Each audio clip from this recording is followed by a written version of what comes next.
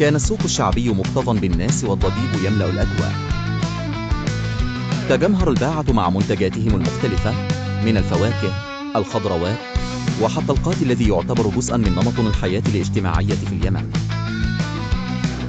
كان عماد، وهو رجل يمني في أوائل الأربعينيات، يتحرك بين الأكشاك باحثا عن أفضل أنواع القات.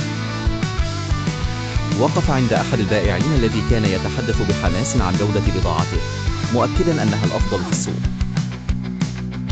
بينما كان عماد يتفاوض معه، كان الضجيج من حوله يزداد مع أصوات الموسيقى المرافقة من جهاز راديو قديم وآلات البائعين الآخرين وهم ينادون على سلعهم.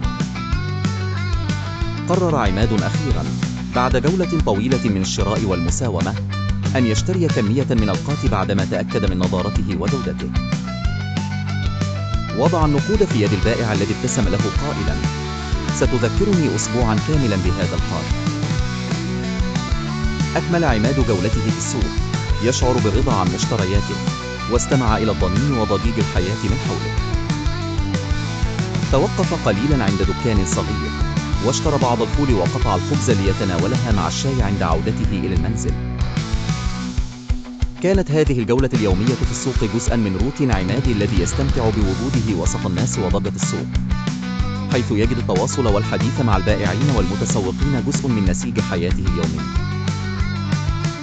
فالسوق بالنسبة له ليس مكانا للشراء فقط، بل مكان للالتقاء والتواصل والانغماس في أجواء مجتمعه الحيوية.